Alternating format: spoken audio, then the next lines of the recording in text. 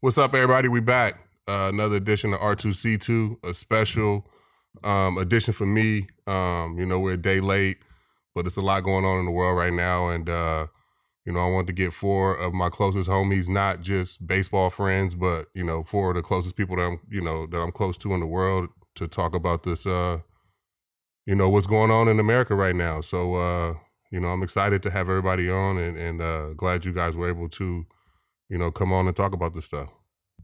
Well, see, we have, such an awesome, such an awesome group that you've put together today. And just to give our audience an idea, obviously some could be watching it, some will be listening to it. But we have Prince Fielder, 6-time All-Star, 3-time Silver Slugger Award winner, youngest player to hit 50 home runs in a season in NL history. We have Chris Young, 2010 All-Star. He's played with the Diamondbacks, A's, Mets, of course, with the Yankees, Red Sox, Angels. Cameron Maybin, who you guys have seen and heard on R2C2 many times before, a good friend of the program. 10th overall pick in 2005, a World Series champ, a Yankee last year, who has played with many different franchises as well. And then Edwin Jackson, a man who was born in Germany, has played for more franchises than any player in Major League history, was an All-Star in 2009, and also a World Series champ in 2011. And see, right away, as we can see, we have a group of guys from so many different places with such incredible and vast experiences across baseball. I just want to ask you first, C, why was it important to you to get this group of men together today for this podcast? It was super important to have these guys just because I knew I wouldn't just get lip service. Like, I wanted to talk to some of my friends that I knew was going to give me, the real on how they feeling and raising kids in this climate and, just trying to navigate what's going on right now. I want to hear some real voices. So, I called up the homies and, here we go. I'm excited. All right. Well, so Cam, let's start with that question, right? The one that C just posed about how you're feeling. How are you feeling right now? Man, that's a great question. The last 4 days, honestly, I've been finding myself not sleeping as much. I've been finding myself taking a longer look at my children when I go work out in the morning or when I go to hit or, I'm just finding myself, really trying to figure out how to have these conversations with my oldest son, my 12-year-old, as he watches what's going on in America and he's trying to figure out, why could he be judged by, the way he looks, my 7-year-old, most of you guys know my kids. My 7-year-old loves everybody, so to have to talk to a 7-year-old and explain that because you are Black in America, you can, and it's very possible that you will be judged before you even open your mouth. So it's been, I've had a lot of anxiety, man, a lot of anxiety the past few days. A lot of people have reached out to me. Asking me what they can do. They're with us as far as the Black community, meaning the Black community. So I don't know how I feel, man. Just trying to educate my children, trying to re-educate myself, honestly. I've been doing so much reading and taking notes the last few days just about, anything from our constitutional rights, just the history of police brutality just within the last 7 years, and going on without justice. So, that's what's been on my mind. Not also too, to add one more thing that's been on my mind when C reached out to me, about doing this. What's been on my mind is, it's time to do this. Because being, I got to say it, being African American in baseball, I guess I could just flat out say I was scared to use my voice at times. Mm-hmm. If I wasn't CC Sabathia, if I wasn't Prince Fielder, if I didn't, if I wasn't that top tier guy, I was almost afraid to speak up. And Colin Kaepernick is a great example of why I was afraid to speak up, because I have 3 kids to provide for, a wife to provide for. I take, I help my parents financially. So to speak up, I was like, it's time, man, it's time. What do you think about that aspect of things, about how, the culture of baseball makes it harder for a black man to share what might be on his mind and in his heart at that moment? Oh, it definitely. I mean, I definitely feel what Cameron's saying. I mean, I think in was it 2016 when when they first started showing the videos or whatever, and then I posted something, and then the next day, I believe someone, a bunch of cops got killed from somebody coming in Dallas. I forgot, exactly what happened, and then one of the people that worked there told me maybe I should take my post down because of what happened to the cops. I'm like, well, I understand it's sad, but what about, you know what I mean? Like, it's just why now I got to take mine down because I was talking about who's killing people that look like me, and now it's all Blue Lives Matter. You know what I mean? That frustrates me a lot, and it's going around, especially where I live, man. Like, try not to get upset, but you know what I mean? I'm real mad right now. I'm upset just because, people, like I said, not everybody, you feel like the people who are your friends, it's like, man, I've had conversations with them, and, like I tell them how I feel, like, I've been knowing these people for years. And then when it's time to, like, those conversations we had, when it's time to, like, actually, no, it's here now. I need you to remember what we was talking about. It's here. Yeah. And then, I just pray this goes away. And pray, like, okay, pray is cool, but we weren't praying when we were having serious conversations, you know what I mean, alone. So why are you sending me prayers now? I need you to talk with me just a little bit. I'm not saying, what the F12 or, none of that. I'm not telling you to do that. I'm just saying, man, like, geez. And to add to that, like, you still feel like that goes on. You know what I'm saying? Like, in my subconscious, like, for the last, few days, so to start this, like, CC sent me a text kind of talking about what's going on. So I was like, no, just hit me up. Let's just talk about it real quick. So he called me, and, like, we talked for, like, maybe 30 minutes, like, just going off, you know what I'm saying? You're just going through so many emotions. You just, like, yeah, man, I had times where I feel like we getting progress, because you're talking to those friends, like Prince is talking about. You're talking to those friends, and you feel like, man, I made myself available to have these awkward conversations with a lot of people who are my friends, you know what I'm saying? Because a lot of times they feel like, I don't know what to say. I don't have nobody to talk to. So even as a player, like, I consciously made an effort to be that guy, to where, like, I open myself up to, like, all those conversations. Sometimes people don't agree that I should be taking some of the stuff that people would say to me, but I'm like, but we got to talk about it, and I got to be able to talk to them about it without them feeling like I'm gonna punch them in the mouth if they say something wrong. Do you know what I'm saying? Like, so I would have these conversations, and then, like Prince was saying, like, something would come after that when you feel like, no, we talked about this. He's definitely gonna be, like, on the same page, and then, like, things go completely opposite. You know what I'm saying? It kind of brings me back to when I was in Boston, and the last time that I, like, spoke out about something that was very uncomfortable at the time was, like, the whole White House trip after they won the World Series. Yeah. You know what I'm saying? Like, not the fact that people had, like, different opinions on how they felt about the situation, but just how skewed the numbers were, how skewed the numbers were, to where it was like not one person of either side went to the other side, to where you feel like we've had all these conversations, but when push come to shove, like, both sides, you know what I'm saying? Both sides still found themselves, like a split, like in a split cafeteria. Yeah. To where you feel like, well, how much ground have we gained? But then you go to a protest. I went to the protest out here in Houston with a few of my friends, and it's like, that's a beautiful experience. You know what I'm saying? Like, you see all these people, like, all with the same thing in mind. And to be honest, like, people who were voicing their opinions the most weren't people of color. But I was cool with that. And they were super young.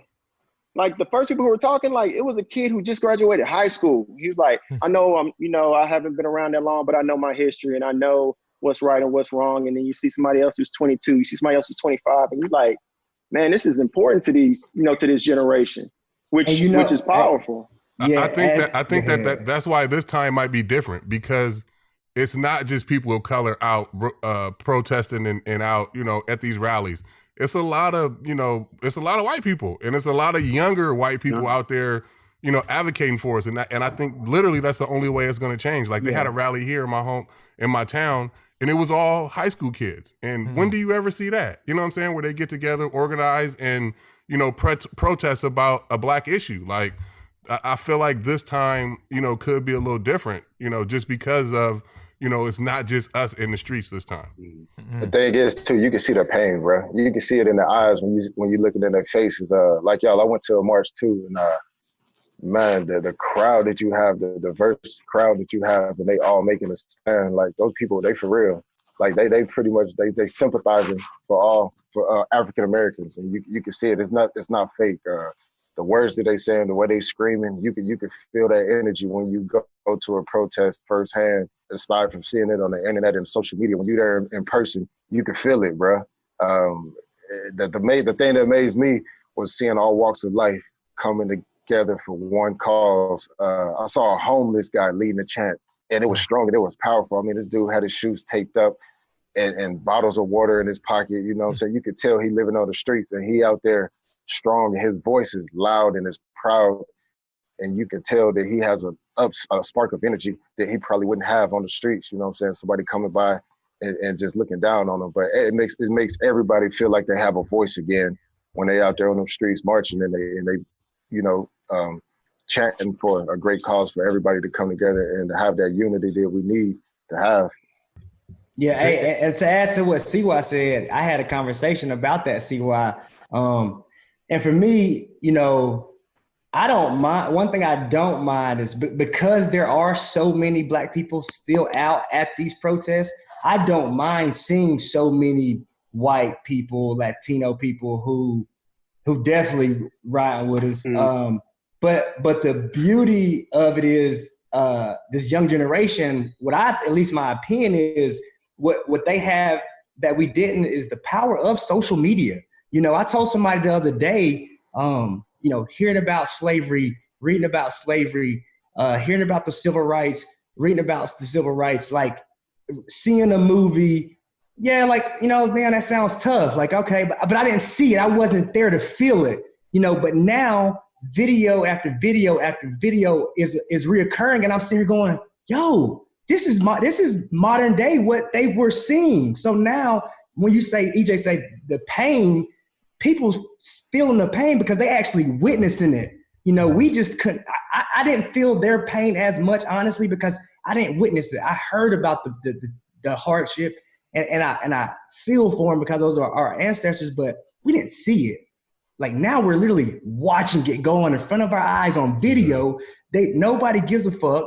They still doing it. So people are literally in pain, like EJ said, and this young generation, what I love about them, unlike me, how we were kind of brought up to, like my mama said when we went out, don't be too loud. Act like you got some sense. Don't you embarrass me. It ain't because I was bad. It was because there was a perception for Black people already. I didn't even realize that my mama and my daddy was actually trying to protect me when we were going out, protect their image, because it was going to be like, see, told you they can't control their own damn kids. So it was a fear that we've always had to talk loud in the grocery store, be too loud or whatever. But this new generation, they ain't scared. They like, what we scared for? We got y'all on tape. What? You know what I'm saying? And it's like, and that's the beauty. Actually, the beautiful thing about this new day and age with social media. And hey, okay, we gon', and I think the exposure, it's really getting exposed. We heard stories, but I think that the exposure is at a much greater magnitude now. And I can speak to, talking about, being African American in a clubhouse and not wanting to like really ruffle feathers. Like when you don't want to come in every day and bring in our issues, especially if you might be the only one in there sometimes. You know what I'm saying? So it's hard to like really bring up what's going on in the African American community sometimes when you're in a baseball clubhouse, because it may be just you in there. So it's everybody looking at you like, what are you gonna do? Or Like, yeah. you know what I'm saying? Like, or yeah, again, another Like, one. Like, yeah. exactly. And when push comes to shove, it's like you do want to feel like part of the team. Right. Yeah. You know what I'm saying? You don't want to feel like an outcast. You don't want to feel like, you know, I gotta, you know, they looking at me a certain way. You want to feel like you can just walk in there and be like, oh, they just gonna treat me like one of the guys. Mm-hmm. But then like something will happen here. There'll be a question there. It'll be the music you play here, or the music you don't play here. I mean, it's just like so many different ways that people trying to feel you out. They're trying to feel you out. I feel like a little more than they're trying to feel everybody else out to see like, is he cool or is he like, you know what I'm saying, a little testy. And I feel like you feel that energy when you walk in the clubhouse and you try to let them know, no, I'm cool. You know what I'm saying? Like, and CY, let me follow up with you there. You played on, you know, many different teams throughout your career, Diamondbacks, A's, Mets, Yankees, Red Sox, Angels. Is that universal to you across all teams? Do you feel that no matter basically what clubhouse you're walking into in baseball? I think so. Because when I think of like what I would assume as far as like what would be the more uncomfortable clubhouses, what would be the more comfortable, like I wouldn't think the Yankee clubhouse would be like the most comfortable for me. But it was though, you know, so I've learned not to like cast any assumptions without like just going into it and experiencing it for myself. It all depends on the personnel. It does depend on the leadership within the organization. It depends on like the front office and manager is important because they kind of setting the tone. And then you have your leaders within the clubhouse that's kind of letting you know how things work. You know what I'm saying? So when I went in with the Yankees, it was G, it was CC, like, and they were setting the tone, you know, and as soon as I walk in the clubhouse, he took me under his wing, like super cool right out the gate. And that showed everybody else like, oh yeah, we good. But then if I go in another clubhouse and somebody else has different feelings about it, I can see how that like travels to the other players as well. So I think it's just when you happen to be with that team, because I don't think it sticks with the team like all the time. It's just like when you happen to be there and what the clubhouse looked like at the time. You know what I'm saying? Yeah. Imagine going to team though, like me. When you've been half of the teams I go to, I'm one of the oldest players. So I'm going to a new team, fresh from a whole nother team, and everybody looking up to you to make comments and to be this presence. But still, you trying to find that thin line between love and hate to where you like, all right, let me not be too much, but let me be enough. And I haven't been here the whole year, so I'm still trying to feel stuff. Yeah. You know what I'm saying? You're still trying to fill it out. Plus, everybody looking up to you for some words and for some guidance. So it's like, man, you got to find that thin line real quick.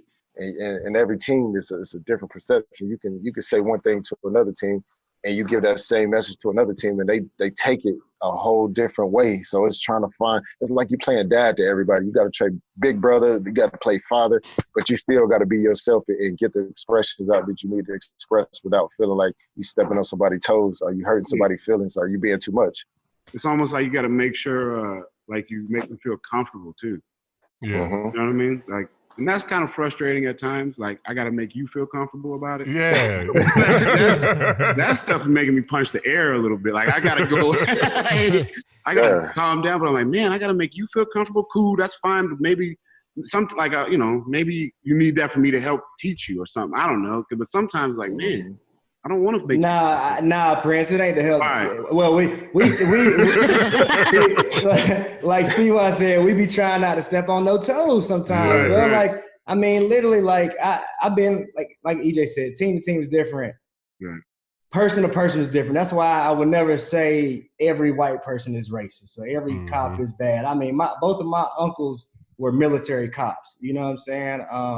So I would never just, put one label on a whole group of people based off one person. But I've been in the locker room, like C said, the only brother in the locker room sitting at a table full of white dudes, and a white dude got the nerve. I say got the nerve up to say, why do all black guys like watermelon? No. No. But I mean, come on, guys, y'all know, like, and again, like, and I had to, like, I remember, like, kind of having to, like, take a second, like, go call my wife, like, say whatever I said, you know, and literally like at the end of the day, like I didn't compromise like being a good teammate for like some shit that really kind of like hurt me, like. So yeah, you know, like, you know what I'm saying? Something like that, like, you know, so it ain't educating for us right now. It's time to educate. Right. Okay. But then it was us just trying to survive. Like you trying to survive, not piss nobody off. You don't want nobody. Boom. You don't want to be the angry black guy. Exactly. But I always put being a good teammate over my feelings. You know what I'm saying? 100%. So like you saying, we sitting at the table, some shit like that happens, I would get livid, but I would just walk off. Or like, you know what I'm saying? Or like we talking about some shit on the bus or something happened. I remember one time specifically a couple years ago in the Yankee clubhouse, some shit came up. It may have been Trump. It may have been a police brutality case, but somebody said something. I literally had to just get the fuck up and walk out because I was going to lose my shit. Like I was super close to losing my shit, and then that's when I was like, we ain't talking politics in here no more.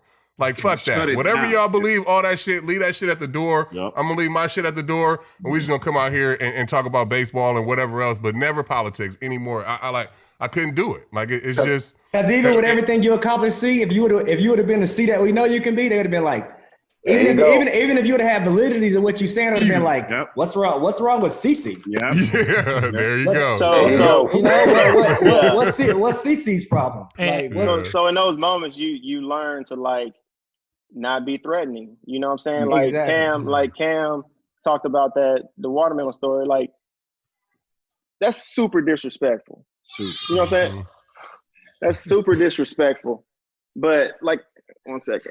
Oh, that's what a cutie right there. Exactly. Chris Young's young one. Yeah. What an adorable little girl. Go ahead. But to that same thing, like that happens all the time, and you have to make a decision on like how are you going to take it? Am I going to take it and like just go off on them, or are we going to have like a learning experience from it? So I had a similar situation. I guess I probably shouldn't share the team because people start looking up stuff and they'll be able to figure out the person it was, but. I had a teammate who, like, you know, was a good teammate. I'm not going to say friend or not friend, just, you know, a teammate. Call them at the field friends. Yeah, just, he was an at the field friend, but it was, you know, during some of my latter years to where, like, I wasn't playing as much. I'm, you know, platooning and doing all that. So I had a lot of time on the bench, and he was another one of the guys who was on the bench with me. So we would, like, openly have race conversations all the time, like, intentionally, because it's like he was a dude from like, you know, southern Mississippi. You know what I'm saying? Don't start going look up stuff, people. But he was a dude from like southern Mississippi, you know what I'm saying? I'm from Houston. So it's like we grew up around a lot of those tensions. You know what I'm saying? So we felt like this is an opportunity to where we can actually help each other grow and learn. So we would go through just different scenarios all the time to kind of see how he felt about certain situations. So throughout the season, like we had a lot of good conversations, and he was like, man, you know why I feel like we good friends? I'm like, why is that? He's like, because you like 40% black and like 60% white. And I'm like, huh. I'm like, all right, I like my mama and daddy black, but like, you know, but I'm gonna let you talk. Like, go ahead and like, let's talk about this. Where you going with it? Right. He was like, so, you know, you like dress really well, you know, but you like hip hop music. You know what I'm saying?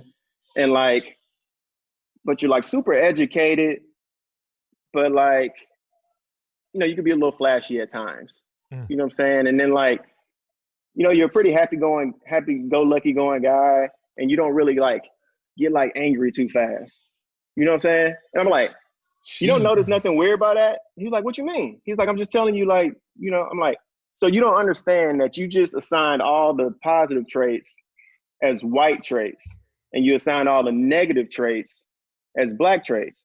I'm like, bro, like, it's a lot of smart black people out there, man. Like, you know what I'm saying? And it's a lot of like dumb white people. It's a lot of like, you can't be assigning stigmas to people anymore. You know what I'm saying? You can't even say like, Asians are smart or Jewish people are tight. You can't say that stuff no more, dog, because it's super judgmental and it's just not right.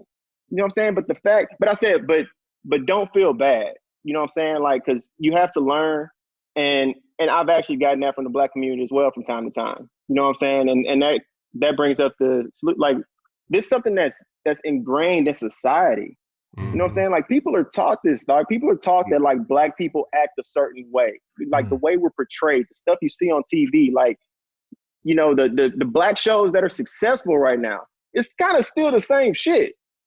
It's still the same, like, role. You know, like, you have the loud Black people, you know what I'm saying, that people watch, or you have the, you know, the old lady that's crazy, and like, or the white Cosby people, family. you know what I'm saying? Like, it's still like that. So that shit's just like so deeply ingrained in society. Like, I understand why he feels like that, because that's all he's ever known. But at the same time, like, it was through conversations like that to where he actually, like, came to me like, hey man, I realized how much of a dumbass I sounded like when I said those things to you, know what I'm saying? And like, if he couldn't have that conversation with me, he would probably be different right now than he would have been. So it's like, I feel like you have to have these awkward conversations. Cause like, even this conversation we having right now, we know it's going to go out there at some point, and we know it's going to be a lot of people who can pick apart every little thing. And like, none of us know the answers. None of us know everything. We don't know all the facts. And it's like, I'm sure we're going to say some shit right now that somebody can go and dig up and be like, well, that was stupid. Like, Prince shared that, and like, there's actually no facts that support his statement. But it's like, but we're having the conversation. And for people to be able to go back and forth, that's the only way that any of us are going to be able to grow. You know what I'm saying? And people need to realize it's all opinion based, man. Yeah. Like, there is what's right is right and what's wrong is wrong. But a lot of this is just, it's your opinion and it's my opinion. And I can't, like you said, CY, can we educate each other on getting to a common right ground? You know what I'm saying? Right. And it's opinions and our experiences. You know what I'm saying? Like, I grew up in California. I grew up in the Bay. Like, it's so diverse and so mixed. I never really experienced racism until I was a grown man. Like, till I was grown, till I got to be a baseball player. Like, I didn't understand how some people was looking at me and shit in the minor leagues. Like, I didn't even, like, that never even crossed my mind, because growing up in the Bay, everybody, like, we were just a melting pot. Like, everybody's up there. You know what I'm saying? So it's our experiences too. Like, dealing with the police, and, you know, CY, you said we have to make ourselves non-threatening. And I feel like that's basically what I'm teaching my 16-year-old right now. Like, I'm teaching little C how to be, like, non-threatening. Like, when you drive in, you get pulled over, put your hands up, be super respectful, blah, blah, blah. Like, that's a stupid fucking conversation to have with my son. Not like learning how to fucking turn, like, you know, how to actually fucking drive. Like, I'm teaching him how to be fucking non-threatening. Exactly. Like, I almost want him to cut his dreads. Like, he starts driving in the fall, he's gonna be by himself. I'm not gonna be with him. Trent just grew his hair out, right? He got these little plaits. And I literally said to him 4 days ago, I said, you know, he was feeling himself too. Got his little plaits. Hey, I said, just so you know, automatically now that you have those plaits, somebody gonna look at you and because he's 12 and he looks 14, somebody gonna call you a thug and don't even know you because you got your hair braided. When I literally had my dreadlocks, y'all. Everybody know that, right? And you know, see, the only team I would have cut my dreadlocks for is probably to play for the Yankees, because it's always been ingrained in that organization. So I get it. It ain't never changed. It ain't never wavered. Cool. And no problem with it. But I had to cut my dreads, and everybody knows what I try to do in the community, like we all do. You know, I got my Maybin mission and Boys and Girls Club, EJ, you know how it is. We always out in the community. Called me in the office 7 days in a row. Boom, boom, boom, boom. Hey, your hair a little bit long, and I'm looking like Whoopi Goldberg. I'm rolling it up higher and higher, trying not to let it. I got it. So finally, I just said, you know what? I'm done. I'm cutting it. But these same people want you to go out and, you know, talk to these young Black kids, and, you know, and get them into baseball. But here I am saying they don't even want you to really be yourself. Nah. So it's like, here I am with these two kids in right field with dreadlocks. Just so happened, like a week after I cut my dreads, and they like, what happened to your hair? And I got to be like, it's hot out. It's hot out in the summertime, you know, like. But I can't really say like, hey, I know you love this game, but there's a chance like you might be judged just by the way y'all look, unfortunately. And you might, even though you a baller, like I had to tell my son that, like you said, it's a stupid fucking conversation to even It's sad, bro. have to think about having. And But go ahead. Go ahead. Oh, my thing, like more on what Cece was saying, like, I grew up, I grew up like little C, my dad played or whatever. So, I remember a couple of times, taking cold baths when he was in Venezuela, but after that he started hitting and he made a little money, right? So, I know a little both. It's like, even though like literally say little C, like what gets me, like when I was a kid, all my white friends in school, like, they say something like, yo, man, I'm black, right? Like, oh, not really, because I have money, or because so I'm not black because my dad's, successful, or what do I have to be black for you? So that's what I mean by that is, like, we still, regardless how we grow up, regardless, like I said, like Lil C, like my dad was just like, he had money as well, but it's like, that don't matter. We still have to have the talk. We still got to make sure when the cops, we still, I don't think, like, that's what frustrates, like, you don't really know what they're talking. I'm like, no, dude, I still got to feel, when I'm driving in my car, it just doesn't say I play baseball on it. It doesn't say, like, I'm safe on it. Like, they don't know, they're uncomfortable as soon as they come to the car. And then, like, just for instance, like, I moved into my house, man. It's like, I'm walking in my drawers to my bedroom, and the cop's at the door with his gun out, like, hey, I'm like, yo, what are you doing? So I didn't know anybody lived here. I'm like, that's how you check? Yes, with your gun out? And then my wife, Chanel's wife, my wife's white, she right there. She's just fine. Like, what you think I'm about to, what if I'm coming in here to, take care of business with my girl? Why, you gonna shoot me? Yeah. And it's like, oh, sorry about that. Can we have a tour of the house? I'm like, man, get out. Like, ever read this stuff? I'm like, bro, like, so when people say that, like, oh, you're in a nice neighborhood, it's like, that's not the point, man. Like, y'all don't, that's frustrating to me. And that's why I had little C and all my kids at that rally yesterday, is because until we all have the same, until we all are free and we all got the same thing, none of us are. Right. Until there's no police brutality against any African-American, Lil C, Carter, none of our fucking kids are safe. None. You know what I'm saying? So it's up to us to educate our kids, have them out there, have them protest, and have them, take ownership and give them black history, what they're not gonna get in school. Yeah, that's crazy, bro. To go back to what you said, see, and Prince, the fact that we do something, the crazy thing is they're gonna make our kids more of a target. It's like it's a prize. It's like it's a prize. It's like it's a game prize. Like, oh, I got so and so son. I got so and so son. It's like, bro, the higher status you are, or what they feel is a higher status, is just good living. Good old living, what they call it for them. For good living for us is a privilege to be able to live like this. It's like, bro, everybody the same, but when your kids gonna be even a more target. And it's sad that you gotta have that conversation of how to drive while black to a young kid. But you have to have that conversation. It's like, as for CC, he has to have that conversation with his sons. It's because it's like, we know better. Like, we know better just through experience, and we know if something is ever to happen to any of us or to anybody, the first question people are going to ask is like, well, what did they do? You know what I'm saying? Yeah. What were they wearing? What did he look like? So, like with the what's his record? What's his history? The Arbery case, you know what I'm saying? The guy said, no, I didn't see him do nothing, but I could just tell instinctually that he was a criminal. You know what I'm saying? So that's why you think about the haircut. That's why you think about how you present yourself to the world, because you're trying not to be a threat, and you're trying to give it like no reason to think that I'm a threat. So when something happens, you don't have the different news outlets saying, well, let's not forget he was jogging, wearing clothes that aren't normal for jogging. Exactly.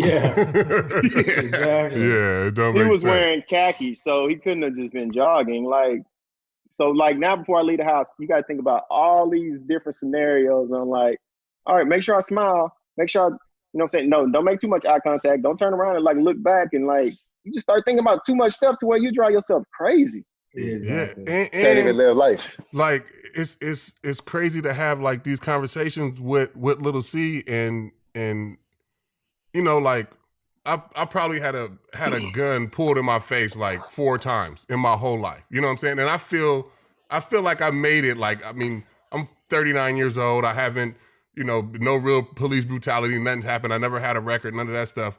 but I feel scared for him. Like he's got to like navigate those waters, like getting pulled over, different things like that. And like I said, I probably like the 4 times I've literally had a gun pulled on me. 3 of the times it was by the police. Man, like we said, like all cops CC. not bad. Like, you know, they're all good cops, and I'm not here to say, like you said earlier, Cam, fuck 12 and all that shit, whatever. But I'm just telling you the facts of growing up as a black man. Yeah. The 3 out of the 4 times I've ever had a gun pulled on me was from the cops. Me too. Point whereas I get pulled over, bro, and I got a license to carry and all that. I still don't even. Dangerous. Yeah. I still don't even. You almost. You riding with the wife. She's like, "Is you gonna tell him?" I'm like, "Hell no." Well, I'm gonna tell him. If I tell him, he gonna get more nervous. I just say go reach for it. I'm gonna go get my license, bro. And the couple times I have told the cops I got a pistol, they instantly drawn down. Boom. Really? And I'm like, bro, if I'm gonna shoot you, I ain't gonna tell you. I got pulled over. I got pulled over in Detroit one night, bro, leaving after like playing rain. It rained. This is no joke. It rained. We might have been playing like the Yankees, bro. It was in like 15. This was the night we started at 12 o'clock. See, you remember this, right? Yeah. And we had to turn right back the next day and play a day game, right? Yeah. So after the game, boom, I'm getting out of there. Okay. Probably was speeding, and this is like right in the midst of like I think some other innocent young black people getting killed by cops. I get blue lighted, and I'm on the highway, and I call my wife, and I keep riding. I'm about 2 exits away from the Birmingham exit, so I keep riding. I pass about 3 exits, keep riding, but like not speeding, but riding with my flashers on. Mind you, I got my flashers on. I'm trying to get to light. I'm trying to get to a parking lot. I'm trying to get to for real. Yeah, like I'm not. Yeah. I'm trying to get to where like, and it's still, mind you, it's late. Like you said, it's 2 a.m. Mind you, 3 a.m. I'm trying to get to where I can go. So finally, I pull over. When I do pull over, when I say I already had my license, because I know, mind you, I done went another 2 miles before I pulled over. When I pulled over, I literally rolled the window down.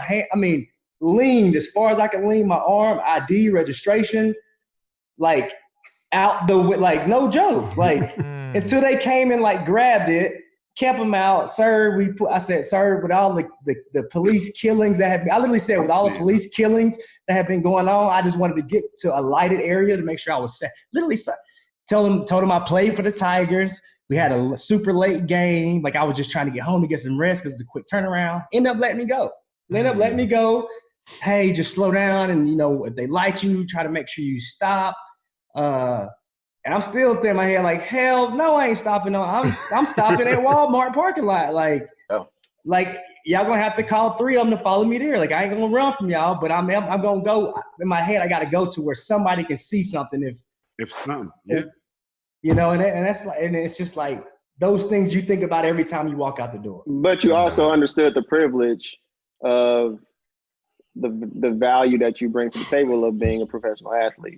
Absolutely. You know what I'm saying? You knew that, hey, I'll let them know that like I'm cool because hey, I play for the Tigers. You know what I'm saying? Hopefully, because some cops, and we know, I mean, and I'm sure we have all used it. And again, and Prince, EJ, CY, C, like I talk to you 3. Prince, EJ, and CC all the time. Until I say I play, or until somebody else, maybe that one random person recognizes me, I'm just that other. I'm telling you, I know what it feel like just to be the other black dude at the restaurant. You walk in and everybody look at you crazy as soon as you walk in. Like what if they look at you. Yeah.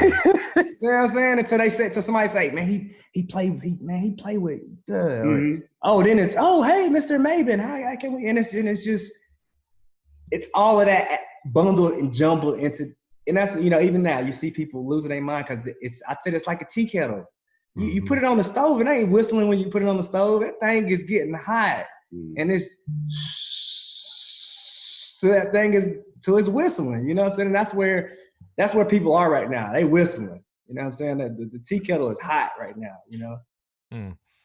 It's interesting, Cameron, you and I had we had messaged a little bit before this, and you guys have all illustrated stories of something you talked about, how, a lot of times people think, oh, because you're famous, because you're an athlete, you are immune to these kind of stories. Well, obviously that's not the case. We all know that, and you all have demonstrated stories as such. And the other thing you brought up, Cameron, was the idea of growing up Black. And you even put that in quotes, right? And you said, and what that means. And you talked about what your parents would tell you before you leave the house, right?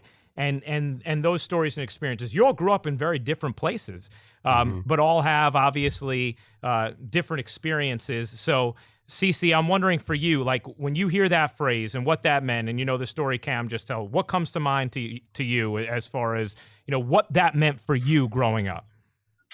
For me, I mean, it was like when I first think about it, I just think it was beautiful. Like being, growing up in the 80s and 90s, being a Black kid. I mean, it was, I grew up in the hood. I mean, I didn't think I was poor. I mean, I grew up just like everybody else, you know what I'm saying? But just thinking about this conversation, growing up Black, going through the conversations I had with my grandfathers and, my dad and even my mom, I was just always trying to be non-threatening.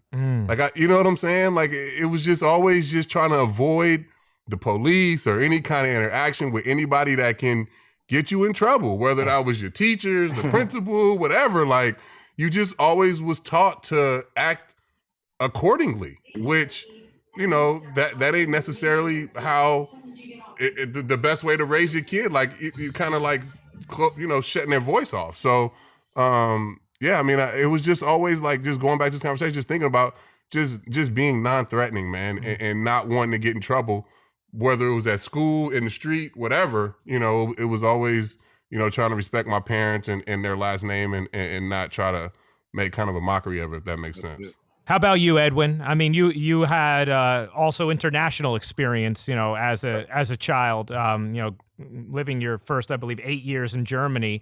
But how about your experience, growing up in the different places that you did?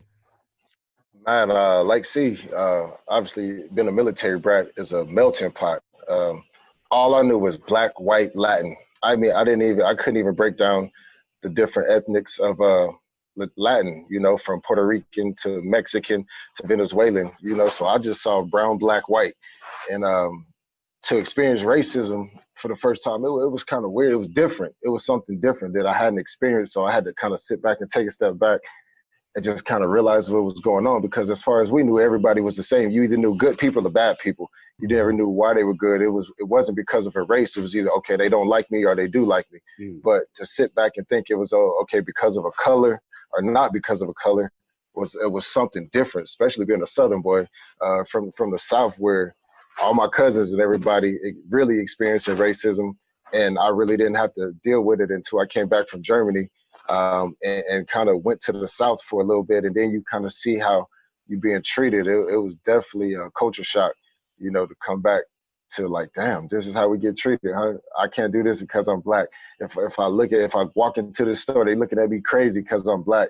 And being from a culture where everybody is the same, where we all treat each other the same, it was different. And now I feel like with our kids being baseball kids, they've had the luxury of kind of being in that same atmosphere. When they go to the clubhouses, they seeing white kids, they see a couple Black kids, but to have your kid come back and be like, I want blonde hair, or why is my skin not the same as everybody else? It's tough talks that we have to have with them to learn to embrace their color, like to know that Black is strong, be proud of being Black. You don't have to be this color because all your friends in this class or that class are not the same. And that's kind of where we at right now with our kids. My wife and I grown up in such diversity, her being a military brat and being in the Air Force as well, is trying to put our kids in the same situation where they have the luxury of experiencing everything, all walks of life, and amidst what we have going on, and trying to explain to them why white and Black, sometimes people are going to judge you just because of your color, regardless, before you even open your mouth. You can be the smartest person in the world, and a person may hate you because you're not the same color as them. And trying to explain to them that's just how some people are brought up. It starts from the parenting. It starts from the house. To add to that, like me and Edwin had this conversation over the pre-FaceTime yesterday, and just, during the conversation, he randomly, said that he had to, to describe to Lala what was going on and everything. And so I think about, like, I'm at a crossroads when it comes to that, because granted, I have a 4-year-old daughter and I have a 1-year-old daughter. So when I get to that point to where I have to talk about race, it's like a question for y'all, question, like, how do you talk to your kids about racism to let them know that they may be treated a certain way in certain situations. Like if you tell them that, you don't want to put in their minds that they should feel like they're beneath anybody. Mm-hmm. But if you don't say nothing, you don't want them to get caught off guard. Like, how do you decide to tell them and then they're prepared for it? Or do you not say anything and you kind of see if it happens, and then if it happens, then you kind of explain to them what could have happened? I took the approach of I explained a lot to my older two, and then the younger two I didn't. And we went on a trip to South Africa a couple years ago, and we experienced some racism. And Saya, my youngest daughter, picked it up right away. And she was like, why didn't people acting like that? Why are they looking at us like that? And blah, blah, blah. So on that trip, I started talking to the younger two about, some people not going to like you because of the color of your skin and the way you look. And they had no idea. You know what I'm saying? Like, they was just going, at the time, I think they were maybe 9 and 7 or, maybe 8 and 6. And they had no idea. Like, they were just living their life, going through just like, any other kid. And, we went on that trip, and, that's when we started having the talks. And now Carter, my 9-year-old, is super conscious of everything. Like, that kid, I honestly think he's going to be a politician. Like, he is just all engulfed in human rights and everything being right for people. And this is not right for that person. And, so it just depends, whether you want to educate them. Like I said, I told my older two when they were younger, and the younger two I didn't. And then not until we went on that trip did they really get the experience and realize what that actually is. Well, my bad. No, go ahead, Prince. Go ahead. Go ahead, Prince. My oldest, when he was really young, I think like 5 or 6. So he was looking at me one day, right? He's like, why don't I look like you? Like, he was upset. Like, he's like, why don't I look like you? Like, dude, you look just like me. He's like, nah, I don't look like you. Like, cause he's lighter than me. He was like frustrated. So that's why, I always grow my hair out, when he was young. So when I grew my hair, I was like, oh, okay, yeah, you look like me, Dad. I'm like, all right, cool. Like, good. So with him, when he was a baby, right? So I was in minor leagues, right? So that's where most of my experiences came from, playing in the minor leagues in the Southern League. So, there's a KKK, there was a rally going outside with KKK or whatever. So my wife, she's from the country, but she didn't see that kind of country, if you know what I mean. So she's outside, like, oh, they're filming a movie. I'm like, so I'm about to go to the field. I'm like, they're not. I was like, man, if you don't get my black baby in this house, this is not a movie. Like, oh, what do you mean? I'm like, that is a rally across the street, man. Get this black baby in the house. I got to go to the field now. I'm tripping, like, oh, So then from then on, that's why, from an early age, we taught, we just kept it real. Like, my wife she keeps it real. Like, even when people look, if you walk outside without me and someone takes you, they're going to, I don't know what they're going to do to you. So even with that, like, it's with racism, like getting kidnapped, she don't play like, look, this will happen or this could happen. So we got to be careful. You know what I mean? So we just kept it as real as we could without, just as real as possible, That's what we did. Yeah, I think the sooner I think the time, like you said, I think the time kind of presents itself. Especially when you got older siblings in the house, right. You know what I'm saying? It usually presents itself a little bit sooner to the younger sibling. But I think, just like you said, CY, in kind of the question too, like, I think it's, in them facing it, like, not demeaning the person who they're going to get faced by, faced with it by, not being like, I'm better than you or you're better than me, but just letting them know their value though. Yeah. Like EJ said, letting them know the power and the ability that we do have. So if somebody does come to them with that bullshit, they can be like, whatever. Right. Like, you know what I'm saying? They didn't even question it. They know the value. And then maybe they can't educate that person on why we are equal.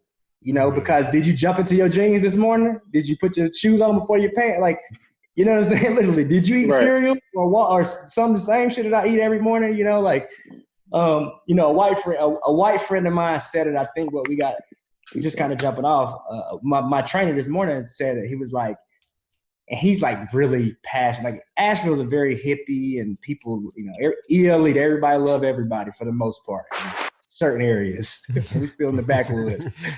But he said, man, I'm starting to realize that, you know, and he said this to me. He said, a lot of white people think it's equal opportunity. He said, it's not. He said, and I know you know this. I'm looking at him like, duh. Yeah. No. And he's like, it's equal. He said, what people get confused is equal value, equal values, and equal opportunity. And when I say equal values, me and you, Ryan, can both think that all people are treated equal and you should treat people like you want to be treated.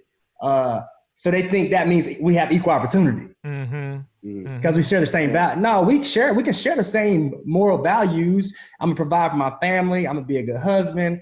I'm gonna try to be, you know, a follower of Christ or whatever.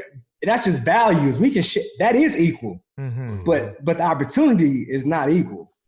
And this was coming from him. You know what I'm saying? I'm like, damn. He's like, I think people get that shit confused. Like they think equal values. Like you do have the same opportunity. No, we kind of believe the same shit, but the opportunity ain't the same. Yeah. If that was the case, you wouldn't have a race on an application for a job. It wouldn't matter what color you are. Yeah, exactly. You wouldn't have black or white or other on a job application. Exactly. Yeah. Great point. You know what's crazy is that it breaks my heart that I feel like my kids are gonna have to deal with this at some point. You know what I'm saying? Like it sucks like that. I'm out in Brooklyn yesterday marching and rallying for the same shit my grandparents marched for 50 fucking years ago. Crazy. Like it's crazy that we still going through this shit. Like it sucks, bro. Like it's terrible. It really is like fucking heartaching that we are sitting here still talking about the same fucking issues that they were dealing with in the 60s, bro. Like it don't make no sense, man. It's crazy. Like and my for question, anybody that's listening to this that don't want change or gonna go on any of our posts and say all lives matter or gonna try to pick this podcast apart, like that shit is bullshit. Like you're a part of the fucking problem. And black people have never said only Black Lives Matter. No, we never said that, guys. We've never said that. No. But everybody wants to make it, you know, or what about black on black crime in the hood? Let me tell you about black on black crime in the hood.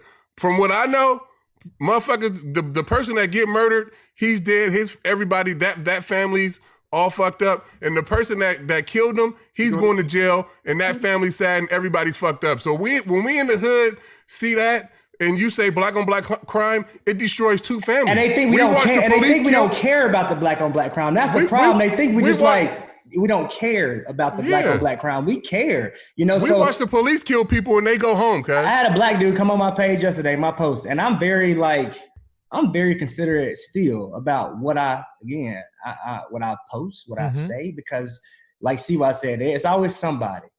And I try to literally post something from the heart, and it was geared towards my kids, having to look at my kids in the morning and really, I worry about them, dude, when they're not in my sight. And, you know, the dude comment was like something along pretty much us killing each other. And I wanted to comment back, and I wanted to say like, black people, we know what's going on in our community, but the problem is when we can't even rely on the people who we pay to protect us. We know what's going on in our community, and we still trying to address that. It ain't like we're not trying to address those issues as well. Right. Why people are protesting, people in the street coming together, because eventually, if we realize how much power it is in unity, we will stop killing each other. You know what I'm saying? But especially, and I like white kills white and Spanish kills like that's. And no. Exactly. That blows me. That's not when we talk, but that's not exactly. it. Yeah, that's not it. So I guess the next question is gonna be what, and like everybody's saying is, what's the solution? You know, what is the solution? Where do we go from here? You know what I mean? But that's my question too, because it's like, even, you know, with the experience that I had from going and protesting and like you see the protests going on and you're fighting for change and you're fighting for policy changes, you're fighting for like, I think all those things actually like create change. But when I say they create change, it's like things can be passed. You can fight for you can fight and you get more opportunities. You can get in certain positions. You can get better jobs. Like those things you can fight for and actually get. But even after that though, just because you get the better position doesn't mean that they see you any different. Mm-hmm. You know what I'm saying? Just because, you know, right, you know, let's say, you know, in 20 years you have 20 CEOs of Fortune 500 companies instead of one. Let's say that's the case. Like the people under him still have that inherent feeling towards him. You know what I'm saying? I talk to my family who have good jobs, who, you know, are bosses or whatever, but they still say when they talk to people beneath them, for some reason they feel like the people beneath them are still talking down to them. To them. So it's not the position. Yes, we need to fight for the positions and have more opportunities and all that stuff, but it's until you fight like the core of why people see you different, like you're going to continue to have the same issue. You know what I'm saying? Like y'all are all extremely successful, and people will respect you.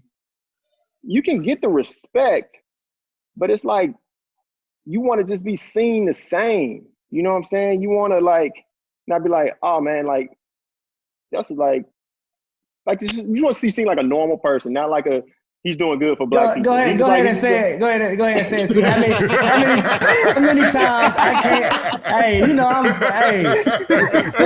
see why I'm saying.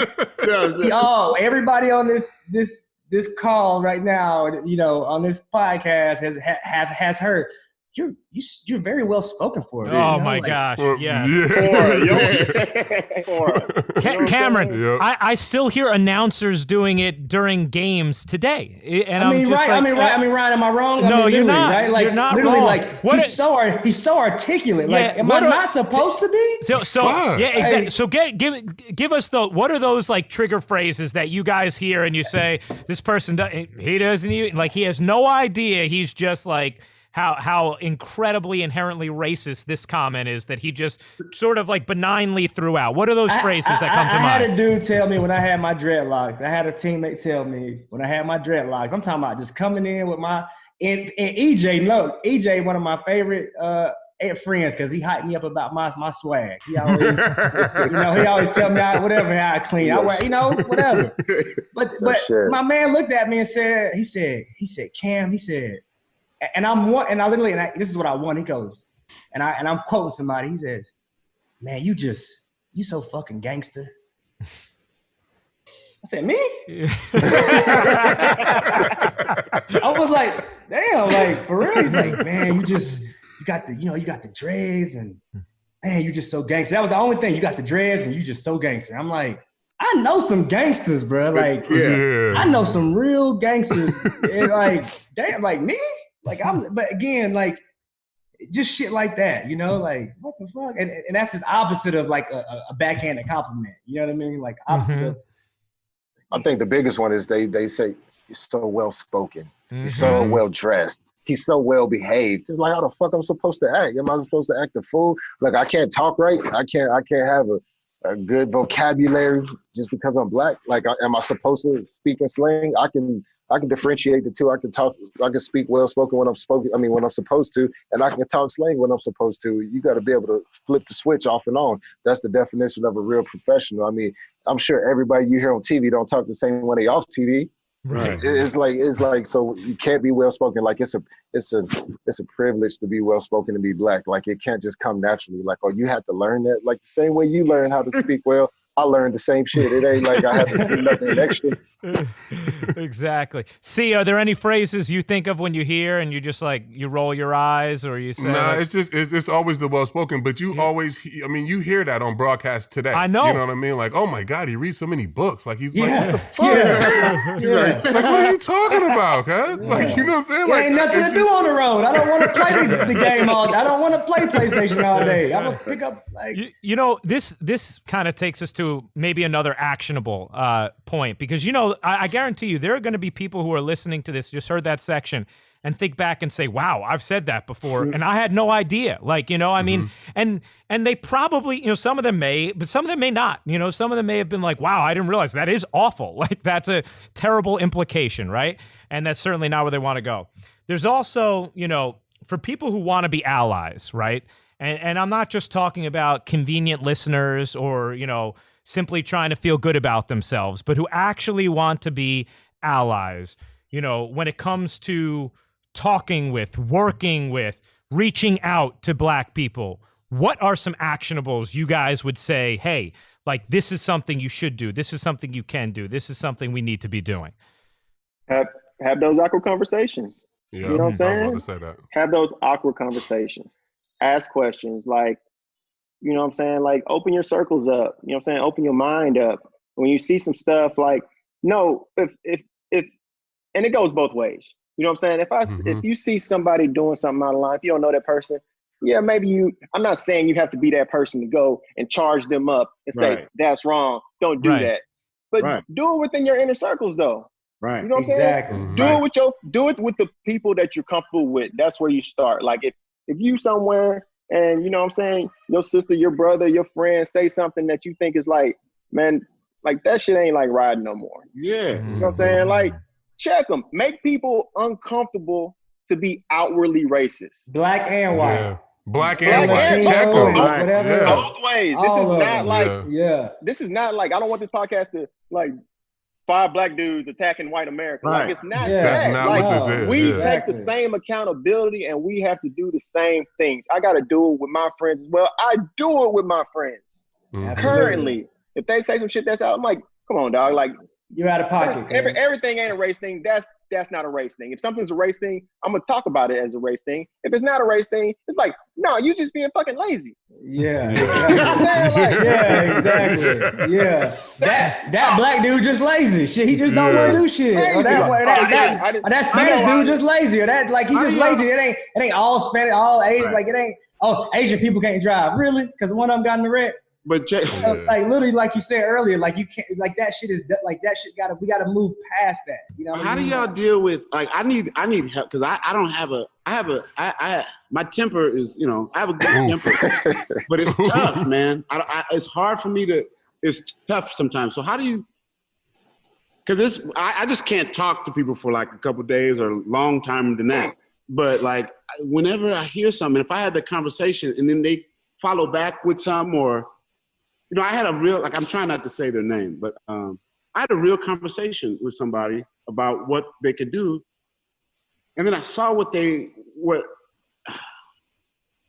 how do you, when you talk to somebody and you think you're reaching them, and then it's like, damn, did you hear what we was talking about? How do you deal with that letdown? Like, I get, man, it just like, God damn it. You gotta realize that shit ain't gonna happen overnight, bro. Like it ain't gonna happen overnight. Like go ahead, see. And if you close enough to them, then you just keep fucking telling them. Okay. You know what I'm saying? Exactly. If you close enough to them and that's like your real friend, then you keep telling them. Right. You keep drilling it into them like a fucking child. Yeah. You know what I'm saying? Okay. But if it's somebody that you don't fuck with, that's on the periphery of your circle on the outside, fuck them. Okay. You know, like they never gonna understand it. It ain't your point to make them understand. Okay. You make the people understand that you closest to. Okay. You know what I'm saying? Yeah. And then they can branch out to their circles exactly. or whatever. But and hopefully it's not up to you to to go reach everybody. Exactly. Yeah. Because what you hope again, or at least what I hope to happen is that all of that, all of the racism, all of the profiling, hopefully those people start to get. And this is my thing too. If that's what you believe, fine. But but be proud of how you feel. Mm-hmm. Don't hide it. Like be proud of how you feel, and hopefully what'll happen is those people will start to get singled out. We can start to see who they are. We can go the other way. Yeah. So and then once they realize, man, like it ain't that many of us anymore, and hopefully either they gonna change or again it's just not gonna be that many of them anymore. You know, one of my white friends asked me the same. One of my white friends kind of asked me the same thing. Prince, he was like, Cam, like, what can I do? Like, what do you need from me? Like, you know, I feel y'all, I'm around with y'all. And I said, and I literally, I went to he's the only white kid that went to my preschool. He goes, he's like, what can I do, bro? He's like, I said, you know what you can do, bro? I said, I appreciate you calling me. I know you love me. I said, well, what you can do for me is call, if you have any friends, if you got a great uncle, a great auntie that feel some type of way about Black people, Latin people, gay people, you should reach out to them and tell them how you telling me how you feel. That's all. Mm-hmm. We appreciate it. I thank you for calling me, but call that, because sometimes when I think that I keep hearing since it's been going on, the tough conversations. Well, we had this conversation all the time outside of Zoom, outside of podcasts, outside of YouTube, outside of Instagram. So I keep hearing tough conversations, but my question is the conversation tough to come to us, or is it tough to support us knowing that you know somebody that's not going to ride with you for supporting what's right? Oh, it's such a tough conversation. No, it ain't. That's the tough conversation. And Ryan, if you call me Ryan right now and say, Cam, bro, I feel you, man. You know what? I love you. You my brother. I don't care about how we skin. I ain't gonna say, man, fuck you, Ryan. You call me, you support me. But like, I appreciate it. Yeah. But what I need you to do is, if you got somebody in your family or friend that you've heard say some out of pocket shit, like, you need to say, man, I talked to one of my buddies. I talked to Cam. I talked to CC, man. And I love that guy. He's got a great heart. His family, the people I know. Like, I think you wrong for saying the things that you said 2 weeks ago and thinking what you think. As your friend, I think you're wrong. Yeah. That's where the change is actually going to start. Not from, and that's when we say we need help. That's the help we need. We do need y'all out on the front lines walking with it. But we also need y'all calling that family member that, man, this is a tough conversation. Is it? Because you don't want your uncle that you like and you know he say the N-word all the time to see this, and he on Facebook. You like, talk to him. Tell him you wrong, Unc. That's the tough conversation. We can sit here and have conversations all day. Like you said, we talk all the time about this shit. I talk to each and every one of y'all separately about this all the time. So it's not us having the tough conversations. It's for everybody else to have those tough conversations. You're right, Cam. That's yeah. I think that for me, and I don't know if you guys have had this experience as well so far in the aftermath of the murder of George Floyd, but that part has been one of the more encouraging parts to me. How many people I wouldn't have expected to reach out and say, hey, like, what should I read? What should I listen to? Like, I don't feel like I have a good enough grasp of this. I want to learn and I want to educate myself. And like what you said, about yesterday, seeing all these young people out there, rallying, like, that's the part of me that hopes, like, if you said you're doing the same shit, your grandparents had to do 50 years ago, that's the part of me that hopes that it means in 50 years, it won't be the same. When I see people actually genuinely wanting to educate themselves because they realize something is very wrong and needs to change. And that has been interesting to me. And I don't know if you guys have had this experience, but seeing people who genuinely want to educate themselves, that feel like they have not gotten the right basis of knowledge they need to fully grasp the experience of being Black in America. And we're continuing to educate ourselves. You know what I'm saying? Like, it's not just their responsibility. Like, we have to be part of the solution as well. And I need to be the better. I mean, I don't, claim to know anything about anything, but you do know how you feel, and you know how these situations make you feel, and you know it's not right. And with that being said, it needs to be changed. None of us know how to do it, but you got to be willing and open to pretty much any option that's on the table right now. Right. And I think that's what people are doing right now. People just doing trial and error right now and seeing what sticks.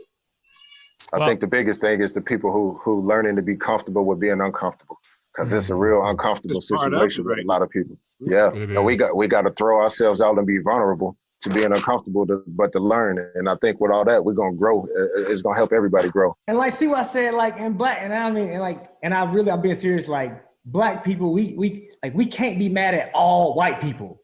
Yeah. Like, or else this shit ain't gonna mean nothing. Cops. Or all cops. Like, it's not, or it's gonna mean nothing. Like, it's literally gonna be us just having another conversation, 20, or our kids having this conversation 50 years. It's like the change just goes hand in hand. We talking about equality. The change has to be equal. Like, you know what I'm saying? Like, just like you said, see, like, it can't just be, y'all got to do this, and then it'll be good. Like, my little cousins is going to the police academy in August or July, and I'm scared for him, but I'm excited because we need more cops like him, like more people that can police our communities and understand how to talk to somebody and understand how to talk to us. So I'm super excited that he's going to be a cop, but I'm scared to death because of the climate right now. But it's necessary what he's doing. So, but you're seeing some beautiful stuff out there, man. Like with all the bad stuff that you are seeing, man. And like I said, I made my little post after I literally watched George Floyd's daughter still not know how he died. So I saw the mothers, still don't know. He said he just couldn't breathe.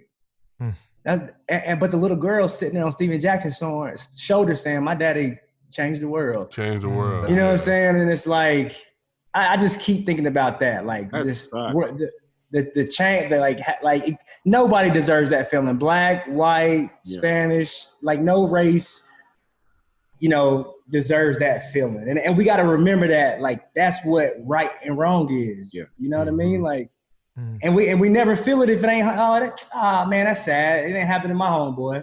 It ain't happen. That's sad. Like, and we can't get tired. Like, I think what happens is too, like, everything is in an uproar. Like, and I ain't gonna lie, like, because y'all my homies, like, but I woke up this morning, I was like, I'm tired. Like, and you get tired of like talking about it. And you get like, not only was I tired, I was like, man, like, damn, like,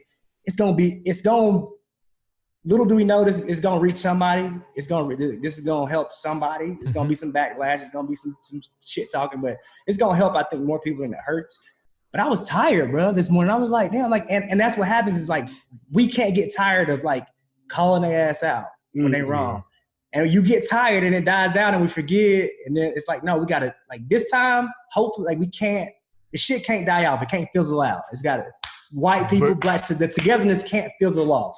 But you're right, though. It's exhausting. Like, me and CY talked about that. Like you start reading different cases and different shit that's going on. Like, you go down that rabbit hole. Like, I mean, you'll be depressed forever. You know what I'm saying? Like, seriously. So, like, I mean, but you're right, Cam. Like, even, the abuse we take on Instagram and all that shit, like, the posts have to be made and, like, our voices can't be muted. Like, it is what it is. I mean, like, fuck it. I mean, what's right is right and what's wrong is wrong. So it is what it is. Hell, like my daddy, I used to, Little League, I go 4 for 5. My daddy talking about that fifth out. Shit, it's always gonna be something. Damn, bro, I got 4 hits. Always. Damn, it's always gonna be something. Always something. I had a girl tell me, because she said all lives matter, and I'm like, all lives matter, but that's not what this is about right now. That's not what this movement is about. And she responded back. I said that to her. She responded back to me that I need to go do my research and not just be a follower of All Black Matters. I'm like, girl, I don't need to do research. I live it. Like, I live this shit. Like, I live it. We don't have to have the same worries if we get pulled over. Like, you can't tell me go do research. I live this shit. This is life every day for me and my kids. And everybody got a phone, EJ. Everybody got a phone. Yeah. Just like we videotaping this shit. Please believe. It's Prince. You already go ahead. You already know, Prince. Yeah, that's just what I'm saying. Like, I don't know if it's on the top, but my thing is, I'm like, did everybody watch that video? Because if you watch that video and you have something else to say that's not what you got, something's wrong with you. If you can watch that video, what I was gonna say else besides what's right now, I don't understand. And I'm sure I get backlash for this. My point saying it is to add to what you're saying about people not seeing the matter at hand. And I'm sure people gonna get backlash. What I'm saying is, when people like all lives matter, when we're saying Black Lives Matter, is and I don't want to see it. But I ain't seen 20 plus videos. I heard 20 plus stories with 10 plus videos of innocent white people handcuffed, restrained, unarmed, sit in their apartment, sleep.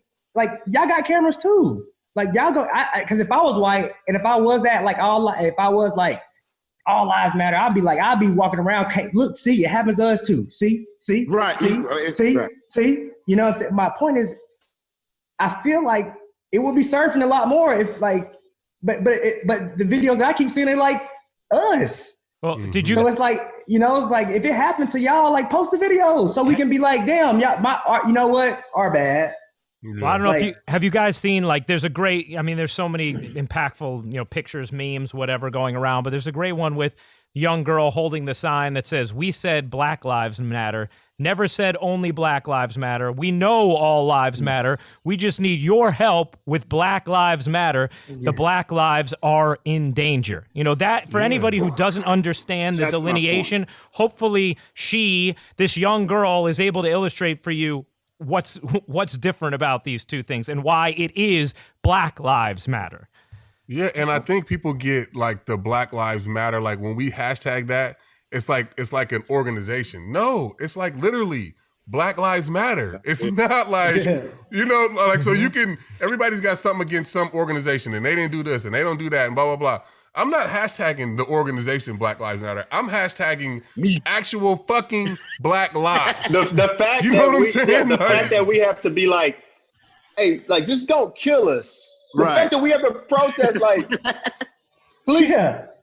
just arrest us and don't take us down to don't kill us for doing it wrong. Just justice has to be served either way.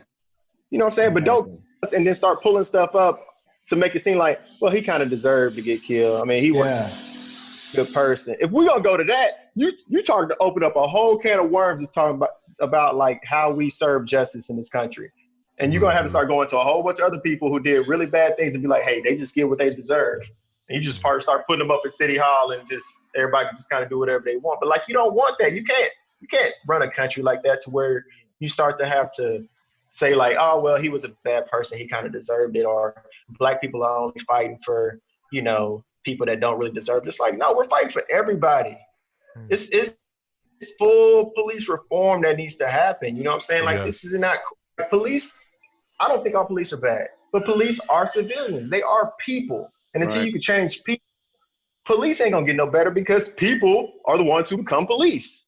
Yeah. Right. And going through the number of hours that they're going through is obviously not enough. They need to be more prepared. They need to handle situations better, like throughout the entire country. Like cops in the U.S. kill more people than cops in any other country. You know what I'm saying? There's a reason for that. It's a lack of training and a lack of being able to know when to use the gun, know when there's real threat. I mean, and they're doing stuff when they're not even threatened. They're just like pushing this power on people, and they obviously feel like they can get away with it because all these cases ain't nobody in jail. And it's like, if I just pull out 30 cases out of a bag, like somebody got to be wrong. Like, pull out 30 random cases that all have something in common, and wasn't nobody wrong? Nobody arrested. Like nobody? Who can and on video where you can see it. Most Watch of them on video. On video. Like, how can you defend that and say this is not a thing? But we can't be surprised if that shit is like replay. Yeah. CC, I've been beside CC. Man, CC's like, man, I'm done with this replay shit. It's right there. It's right there. That's some real shit. Shit is right there. It's like replay. Like, well, and what they tell you about replay is if you got 12 cameras and 11 of them show one thing, but that one, gotta leave it alone. That one, gotta leave it alone. Like what? Like 12 views is the same. Like, which made this case that special, that much more special. It's like, as a police force, normally with a lot of the cases, there is some silver lining. There is this blurred line of like interpretation of, hey, well, we were fighting. I did feel threatened. Like he say, she say, da da da da. This was the first case in a while that it was like just cut and dry, like just everybody can see it. This guy is dead wrong no matter what. It doesn't matter what happened before that tape started. It doesn't matter if he slapped him in the mouth. It doesn't matter what he did. Nothing deserved that. And this was an opportunity that they could have taken advantage of right out the gate and said, hey, we can come together, go out there, not send a signal of riot gear and pepper spray and gases. And we can go out there like, hey, we're not at war. This was wrong. We're going to take care of that asshole. Yep. Yeah. And people would have responded differently, dog. And if you got any common sense, if you have any common sense and have been to a protest and seen a protest, people ain't at the finish line like 1, 2, 3, we gonna just run it. Like people come walking peacefully, chanting, doing what they do. It ain't never like with the swords, like an old battle movie where you just run into the other. It's never like that. It always begins peacefully. And when it turns violent is usually when, like CY said, like you start shooting flash grenades, you start shooting rubber bullets at people.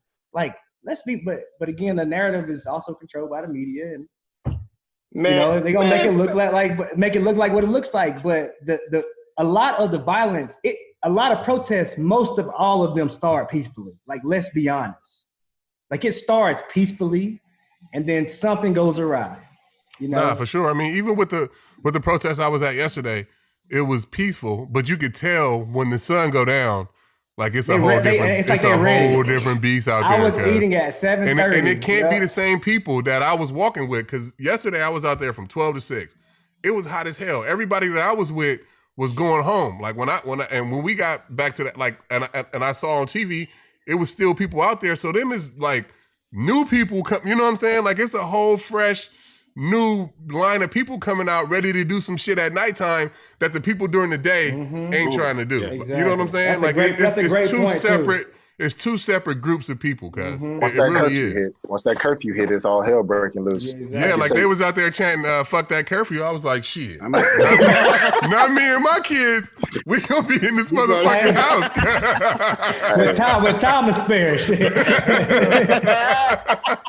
And that's how they feel. That's how they feel. Yeah, this getting a little late right now. Let me get the fuck on home, man. I mean, that's exactly how I feel. I mean, I was up there front line with them boys, like literally front line, looking right at the police and the dude, like, we going back here all night. And I'm like, man, it's 30 minutes to 7 right now. 30 minutes to 8. Curfew at 8. Y'all talking about y'all be here all night, and like you say, is groups of people. We gotta figure out how to do it a better way, man. Yeah. You know, Scottsdale been straight. I mean, Phoenix been straight. Scottsdale been acting a fool, but I heard the dude in Phoenix say this is the only state that hasn't had a violent protest downtown. Like downtown, they looted in Scottsdale, but as far as the actual protest part, he said this is the only state that haven't had any. And you got to give props to the police on that too, because a lot of that comes from how they react to the protests. Yeah. So you got to give them props on how they handling it, man. Like, I mean, I've seen some amazing cases of police. You know, we all seen it. You know, I'm putting my tying down, ride gear down, and we walking with y'all. Because what happened wasn't right. Like, it's out there, and that's like, it's beautiful. So it is happening. You know what I'm saying? So again, like, shout out to those cops who had the awareness to be like, you know what, man, like, let's keep this shit peaceful. Like, let's walk with these people and let them know we sympathize. You know, if that was my brother, white, black, whatever the cop is, if that was my brother or my son or what, I would be just as hurt. So we walking with y'all. You know, and like, for me, the change also comes from, and I don't know if I talked to y'all about it, it also comes from, like, just like it is, speaking up against your own, man. Accountability. You know, I watch TikTok, I watch Instagram, and cops on there, and they dancing, and they doing videos, and I need you to make a video when I need you all to make that video just as fast when something like this happens, you know, and there have been, you know, I saw a white cop, hey, if you a racist, if you have, you know, hate in your heart, then go home, because you're making it hard for the good cops, you know, to go out here and enjoy the communities that we want to protect. You know, white cops have said that, but we need more of them doing that than the damn making. I went on TikTok today just because I'm seeing so much stuff, and it's like, I don't see no more dancing videos. Like, you know, like, I get y'all trying to be cool, but it's a different way y'all can be cool. That, right. It ain't if y'all want to be cool, you know, like. So yeah, if the cops start to speak out against their own, man, it would make a big difference, man. Because I know, I mean, obviously we play ball, we understand the fraternity that comes with that and the rules within a fraternity. At the same time, their job is different, man. You got people dying, dude. You got people dying, dog. You know what I'm saying? At what point it's like, okay, my job is to protect and serve, but people are dying. So at what point is it like, I know I'm in this fraternity and I gotta, like, have my brother's back, but what he's doing is about to kill somebody. At what point does that second part supersede the first, to where it's like, hey, man, first priority needs to be protect and serve. Second needs to be the fraternity. You're a cop, dude. Yeah. That's what you signed up for. Chris Rock said it best when he talked about apples. The bad apples. It literally it was funny, but it was real, you know, like, Delta tell you, I mean, American tell you most of our pilots are good, but the other ones might fly you into a mountain. I'm calling Delta, cuz. Like, it's about to be a real lesson, dog. You know, so that's the case. Like, like C said, it's got to be protect and serve first, man. Mm-hmm. This is about to be a lesson for that, though, because if any of those cops out there felt a certain type of way and they didn't say nothing, they about to pay for it now. Especially if them other three get That's anything. what I'm saying. Yeah. That's what I'm saying.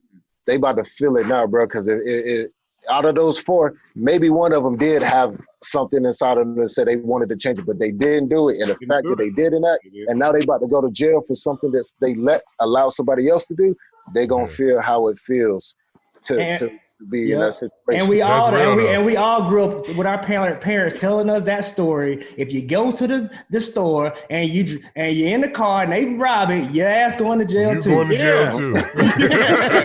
Yes. I ain't heard it. Yes. If your ass go to the bank and they rob it and you in the car, you're going to jail too. That's another stupid ass conversation you gotta have when you're growing up black. Like, if your friends rob a store, don't go with them because you're going to jail. That's a stupid fucking conversation. But you gotta tell your kids. You have to. Like I stress to my son, like I keep stressing, I ain't telling you, and this is on some, this so white people hope they like this. This is on some black, white, green. I ain't telling who your friends are, but you got a couple that they a little edgy, black and white, that might get you into some shit. So you might need you need to be careful what you do with them, where you do it with. I ain't saying you can't hang out with them, but they need to hang out over here at this house. You know what I'm saying? Like, I need to see y'all. Exactly. It's like, it's a conversation you gotta have though. Like, you have to. Well, you guys have, I mean, this has been amazing, and you've given so much time. I think, we should just wrap it with one more time through just anything that, you just want to say, either a finishing thought or something you didn't get to say that you want to. We'll end with Cece. Edwin, why don't we start with you? Anything, just to kind of summarize or that you didn't get to say that you want to? I just want to harp on, like Cam said, the importance of keeping it going. While we have the foot on the pedal, how important it is just to keep it going. Even when you're tired, the next person step in. This is when that unity come in, to when one person is tired, the next person stepping in. When the other person is tired, the next person is coming in behind them and picking them up. It's vital that we keep it going right now while we have the attention of the world and other countries coming in as well. We have to just keep that foot on the pedal. How about you, CY? I mean, just to build off of what Edwin just said, it's like right now everybody got a real bad, like, people are going to remember 2020 for a lot of things, you know what I'm saying? But this could be something that we actually turn into something good. You know what I'm saying? Like, everything has an opportunity to turn around for us. And with 2020, we could use this as I remember 2020, that was the moment that like everything changed. And you can actually see everybody starting to come together instead of just talking about come together. They actually started to have those conversations and people started stepping up, you know what I'm saying? So, just to continue to push and continue to, remember, while we're doing it. How about you, Prince? Same thing, man. And also, I don't know if everybody else needs it, but whenever, just talk to each other too, man. Cause I'll text Cam, whenever because there's a point where when it gets tough sometimes, you know what I mean? Cause y'all ain't around me, so it's like, man, I ain't got nobody, you know what I mean? I need to talk to somebody because I'm feeling lonely, you know what I mean? Even though my wife is with it, but it's like, man, but I need to talk to somebody. And I think that's the key, man. I've been, just being able to talk to each other. I think that just helps me a lot. Sometimes I'm like, am I crazy, or I just need someone to talk to me for me? Cam? Nah, I agree. I like what everybody said. Yeah, definitely too what Prince said, man. We can't. It's like going to a funeral. You see your family, y'all together, and you always what you always say. We can't wait. We can't keep waiting till people die to come together. Yeah. We can't keep waiting for tragedy to come together. So, just like Prince said, like, I think we need to make it a point. I'm guilty of it. I know how I am with the phone, and make it a point to go out, to step out of our comfort zone and have conversations if we won't change. Because I can tell you, I've been guilty of putting the conversation on the back burner because I just don't want to talk. But those are the moments that I think that's when we see grow, is when we start doing it when we tired, man. Like I said earlier, we through the exhaustion, the pain, the sadness. Like CY said, we have to believe that something is good is gonna come out of it. So. How about and you? Use your voice. My bad. And use your voice. Like I said, I ain't gonna lie. Like it took a lot. It didn't take a lot. I said yeah immediately because I was tired of being afraid to say something because I might not get hired or And at the end of the day, I'm like, hey, if it's from the heart, and you genuinely want to see the human race improve and do better, then I'm like, the hell with it. I'm gonna speak from the heart. So I think. like using your voice too. I think like I was scared. I was kind of nervous to ask you and Ejak to do this. You know what I'm saying? Because y'all are active players right now. But it just like for me, I'm like, nah, I gotta have these two on here. Like I know they're gonna speak the real and old enough now where you know you can kind of say whatever you want. You know what I'm saying? I was a little nervous too, but I said to hell with it, bro. Now it's time. It's time to be comfortable being uncomfortable, bro. Like, well, you know what? I and I know EJ, you like me, bro. And when she asked me, it was one of those things where it literally was like, if I say no this time, and I say this time, if I say no this time, that shit is gonna weigh on my heart, bro. Like that, like so I like, you know what I mean? I'm like, yo, like, and it's weighed, and things have weighed on my heart before, like we spoke about earlier before we ended, things have weighed on my heart before because I kept it inside. You know, like Prince said, I didn't talk to nobody about it. And that shit, anxiety, man, is a horrible thing, bro. You know what I'm saying? I'm sure we all have experienced it. And a lot of times because we just don't want to just talk about it, man.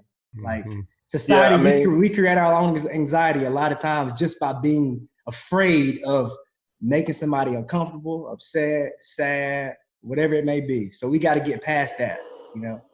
And that's how I got here too. Same way. Like, C text me. I'm looking at my phone actually right now.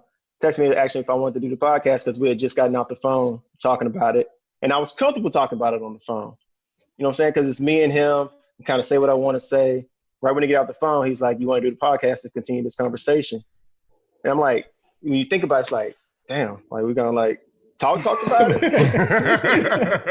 And then I'm like, I said yeah right out the gate because it's like I'm tired of like just turning stuff down. You know what I'm saying? And then I asked him like, are you sure you want me to be the one doing it? Because I don't know everything. You know what I'm saying? But I do know how I feel. He didn't even fucking respond to me. Yeah.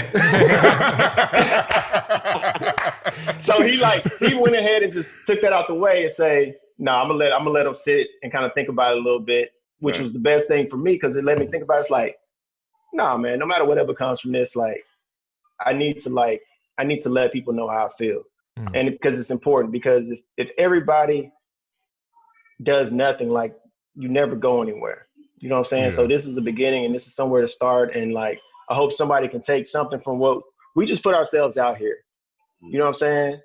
And it's risky to do that from time to time, but we were willing to do that on a public stage. So if we could do it on a public stage, maybe people will be more willing to do it, you know, within their own private lives. Right. Yeah. And I appreciate everybody, all y'all coming on here because if all of y'all would have said no to doing this, I wouldn't have did a podcast this week. You know what I'm saying? Going back to, you know, us meeting each other and being like, I was like, man, I want to do a podcast and talk about all this, but I need CY. And I was like, man, but I need Prince and like, I need Cam. I need each, like I needed y'all to be able to come on here and have the courage to speak my mind too. You know what I'm saying? And bounce stuff off of y'all and the experiences I know that we all went through, stuff that we talk about off the podcast, off the Zoom. You know what I'm saying? So I appreciate and love every last one of y'all for doing this and coming on and, you know, love y'all families. And like I said, man, let's just keep the dialogue going, make people feel uncomfortable, you know, the people in your circle.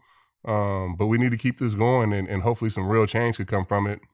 Maybe some, you know, policing of the police, you know what I'm saying? We need some universal laws where, you know, all police across, you know, all 50 states, you know, deal with the same thing. Body cams, you know, certain, you know, standards they got to uphold. And if not, then they get fired. So hopefully all of this can come, you know, to be some reform that can come and you know, we can get some peace for our kids in the future. You know what I'm saying? That's it, bro, right there. That's what it's about. That's what we got to think about, the future, man. Hey, man. Thank you, guys. This was wonderful. Thank you, guys. No, appreciate it. Much love. Thank you. Love y'all boys, man. Already. For sure. Appreciate it.